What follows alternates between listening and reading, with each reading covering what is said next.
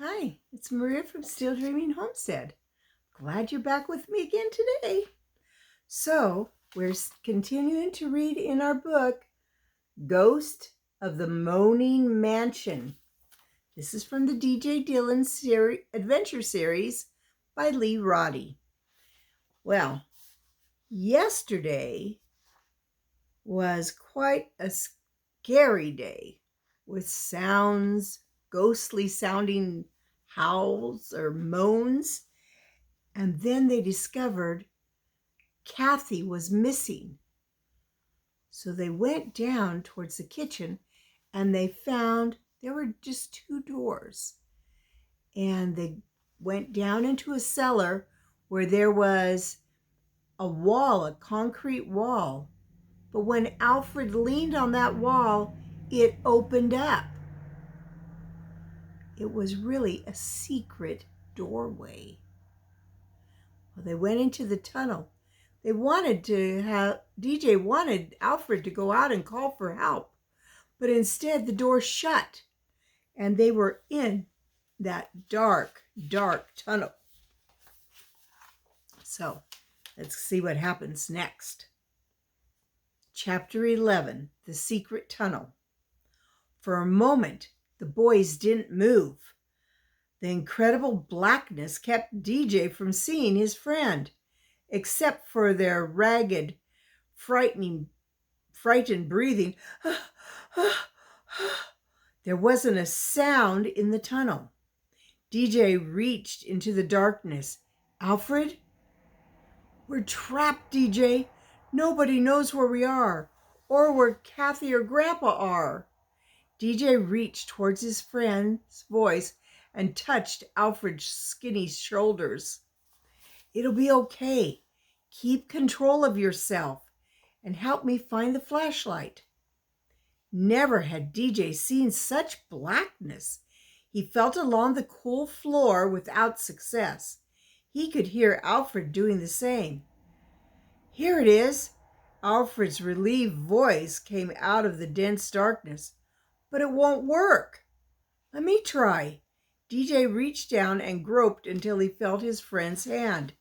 DJ took the flashlight and felt it quickly, determining the lens end. He shook it gently and tried the switch. Nothing happened. Feel around on the floor and see if you can't find the light switch. Maybe it's a pull string instead of on the wall. The boys both felt in the darkness. Alfred was making little scared sounds when DJ felt a string and a small weight touch his hands. He pulled hopefully. Light flooded the tunnel. DJ blew out his breath in a big sigh of relief. He glanced up. The overhead electrical cords he had seen earlier also held a series of light bulbs now shining down from the wide white reflectors. He'd overlooked them before.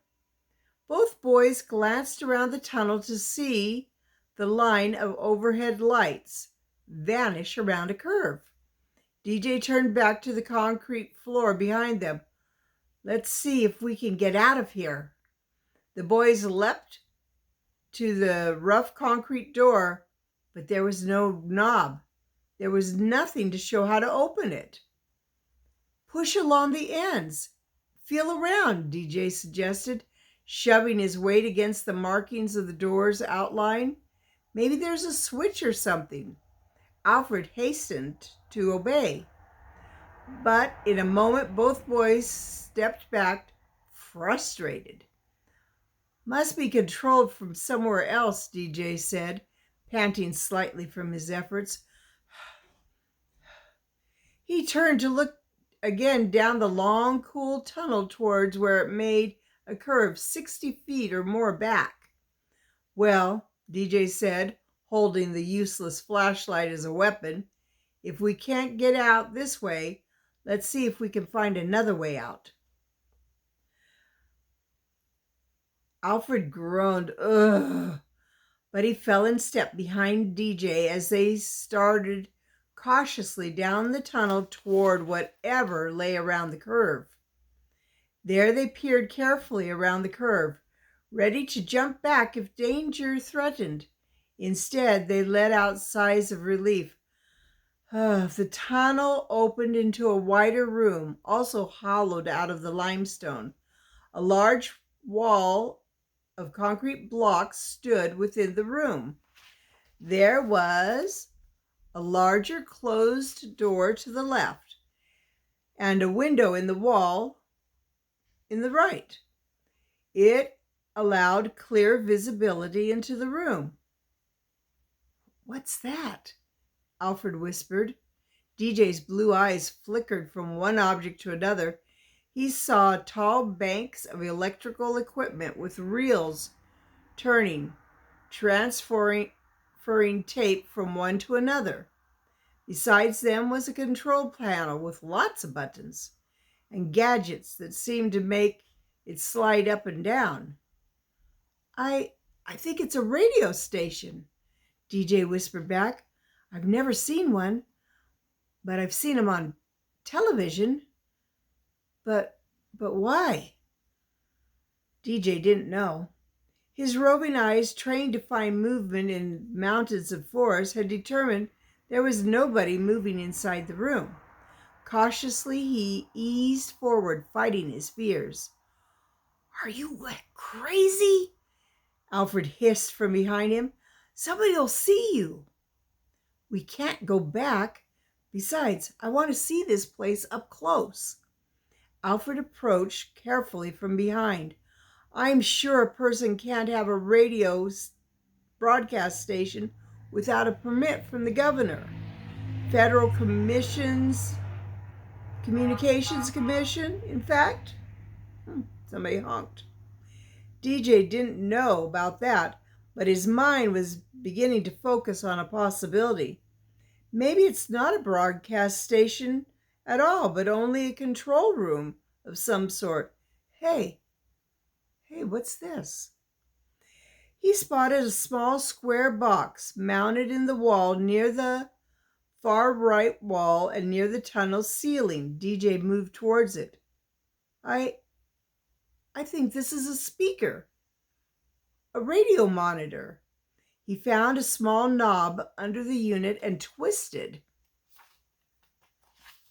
it gently to the right. A terrible groan made both boys jump back. "Now you've done it, DJ," Alfred hissed, his voice shaking. DJ glanced through the double thickness of glass window towards the slowly moving reels. "You're hearing an audio tape played through the speaker, probably coming up from those reels, transferring tape to tape from one to the other. There's silence in between and then more sound effects. Listen." The moaning stopped. The monitor was quiet a moment. Then a single footstep sounded from the black box. DJ felt his pulse speed up as he recognized something he'd heard before. Alfred whispers, "Someone's coming." DJ shook his head. "No, it's on the tape again. More sound effects." Even though the boy said it, he felt fear begin to form goosebumps along his scalp, neck and shoulders, and even his arms. It sounded exactly like slapping slippers DJ had heard outside his bedroom door. The boy's eyes roamed around the limestone ceiling, but there were no other monitors. "Now I know how it's done, Alfred. I mean, how I heard the ghost walk. Someone has placed a bunch of speakers, very small ones, inside the hallway, walls, and ceiling of our bedroom. The tape there plays through the stereo speakers in our room, making the footsteps to seem to move across our room. Same with the moaning in the hallway." He turned to face his friend, whose eyes were wide and his mouth was partly open. It's not a regular broadcast station. It's only a control studio for sound effects. We've been hearing recorded sounds. There is no ghost. Alfred started to nod in relief and then stopped. That might explain the sound. But what about what we saw? The light going across the yard and up the tower balcony? The Chinese man's face with the funny hat? And what about the light you saw go through the third-story door and vanish into a solid brick wall? DJ blinked. His confidence was shaken now, but he refused to let his friend's fear reclaim him. DJ shook his head. I don't know yet. But it's as I said before, there is no ghost. I don't know how it works so we can see it, but we're going to find out. If someone doesn't grab us first, Alfred whispered, glancing around apprehensively. Because even if there's no ghosts, something sure happened to Kathy and your grandfather. They were in that tunnel, which probably means they were in this room too. But where are they now? They've disappeared, and so have we. Well, there's no way back, so we got to go on. Let's try the door to the other room. There's probably another way out beyond the banks of electrical gadgets. Don't touch anything. DJ heard Alfred making a little muffled sound of dismay. But the boys entered the room. It was well lighted, but obviously fully automated. DJ led the way cautiously around the center bank of electrical equipment, passing glowing tubes behind glass, and on the other side, there, he pointed, a door to the left. Where do you think it goes? Let's find out. There was a small, double-thick window about head-high in the thick door. DJ peered through and saw stairs, faintly lighted from the long fluorescent tubes mounted above the steps. He reached out and gently twisted the long silvery handle. He pushed carefully and the door swung silently outward. His eyes probed upward. The steps were deeply carpeted. There was a handrail on each side of the steps. Both walls above the rails were filled in with countless old posters and pictures right up to the ceiling. Every one of them featured an old-time radio microphone and a faded 8x10 glossy photographs of people DJ realized must have been broadcast stars a long time before television. Alfred whispered behind DJ, I recognize some of those names. I've heard the older folks at church talk about them. See, that poster's the Lone Ranger. That one's the Whistler. Gangbusters, the Shadow. There's one for, I know, DJ interrupted, an old-time radio drama program. I've heard Grandpa talk about Amos and Andy and Ma Perkins. His finger had been moving, pointing each out in turn. I think she was a soap opera person way back in the days. How did these pictures get here? DJ turned and faced his friends. Miss Harrington? Remember when she was talking about what she used to do? Alfred thought a moment. Yes, she was a radio actress before television. She said something about starting out in Hollywood as a radio actress. How did she put it? We created thousands of worlds through the theater of the mind. Imagination, DJ agreed. It's all done by making people's imagination create fear at things. That includes the ghostly moaning. Well, now we know who's behind this, Alfred, but we don't know why or how we saw the ghost. Or where Grandpa and Kathy are, his friend finished. Up those stairs, maybe. DJ took a deep breath. Let's find out. Walk quietly and stay close to me. The boys started up the steep stairs to the landing. It was about 6 foot square, with small upholstered chair resting in one corner. The stairs began again to the right. DJ tried to see all the way up the stairwell to the top, but there wasn't enough light. After a moment's rest, the boys climbed the second set of stairs to another landing. One more, DJ whispered. But let's stop and catch our breaths first. Looking up, Alfred said softly, it's apparently going up to the 3rd floor. But I thought you explored that. From the top of the stairs, a door squeaked open. For a second, DJ hoped it was only another sound effect. Then he heard voices. They're coming down. DJ turned to whisper to Alfred, get back down the steps before they see us. The two boys turned and hurried down the deeply carpeted stairs as fast as they could. The voices behind them suddenly stopped. A man's voice demanded, Who's there? There's no need to be quiet now. The boys clumped noisily down the stairs. Stop! The voice called from behind. Heavy footsteps hurriedly descended the stairs behind them. Run! DJ whispered, reaching the control door and jerking it open for Alfred. Straight ahead. The door closed behind them, deadening the sound of someone chasing them. DJ ran along the bank of panels. There's another door at the far end of the room. Let's see where it goes.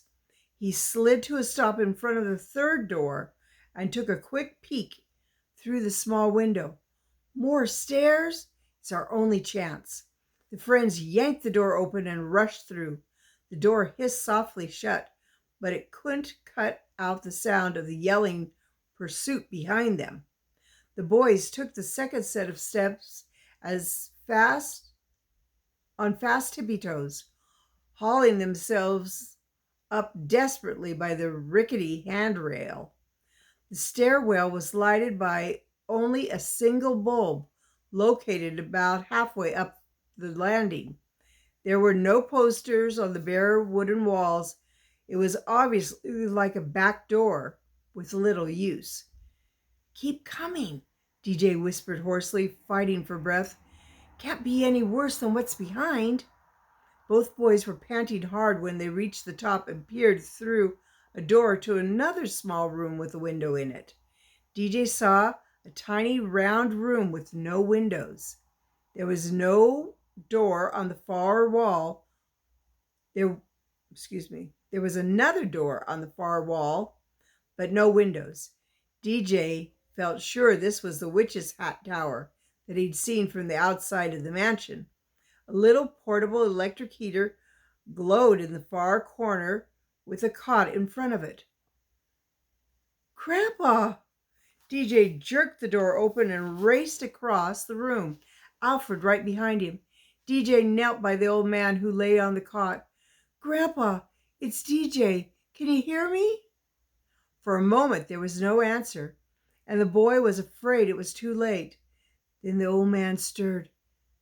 DJ, is it really you? It's really me. And Alfred, are you all right? I'm fine, except I'm all tired of being kept up here in this dinky little silo of a room. DJ?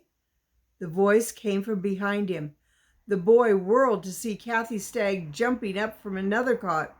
Oh, DJ, I'm so glad to see you and Alfred. You okay? Just scared. I thought they'd get you too. Neither Grandpa nor Kathy were tied. DJ glanced around the room, wondering why they hadn't tried to escape. His grandfather anticipated the boy's question. You see them two doors? There's one you come through with them people between us and the outside. As for the door behind me, it opens out on a tiny balcony with no steps or anything down from there. And we're 3 stories up. And the door you came through can't be opened from the inside.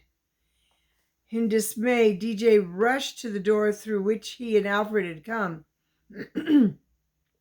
There was a knob, but it wouldn't turn. You mean we're prisoners too? Grandpa stood up with the use of his Irish shillelagh. If I'd seen you boys a-comin', I'd warn you not to let that door close behind you. DJ's mind spun crazily. He glanced around and realized the room had been soundproofed except for the wooden floors. For a moment, DJ and Alfred had gotten away from the pursuers. However, it wouldn't take them long to figure out where the boys were. Any moment, DJ expected to hear running feet pounding up the stairs where the boys had trapped themselves. On the other hand, he and Alfred had found Grandpa and Kathy, but now all 4 of them were prisoners. Even if they could get the door open, Grandpa's arthritic hip would prevent him from moving fast, especially going downstairs. They couldn't expect to outrun their pursuers. Alfred stepped close, interrupting DJ's whirling thoughts. What are we going to do, DJ? Nobody knows we're here. None of us will ever be found. Unless we... Listen. They're coming up the stairs. Kathy grabbed DJ's arm. Did you call somebody before you came looking for us? DJ didn't answer, but glanced desperately around the tiny room. Suddenly, he snapped his fingers. Hey, I've got an idea. Listen carefully, and everyone do exactly what I say. In a minute later, the footsteps stopped just outside the door at the top of the stairs. Barely breathing, DJ crouched behind the door with Alfred opposite him, pressed against the round wall. DJ heard a startled exclamation through the door when it swung open. Now, DJ whispered. I guess it should have been like this. Now, DJ whispered. And that's the end of chapter 11. Well, so there's no ghosts. We know how the sounds were made, and they found Grandpa, and Kathy. That's pretty good for today. So I'll be back with you tomorrow. I want to tell you, I love you. I really do. Whatever you do, I want you to keep dreaming. Bye-bye.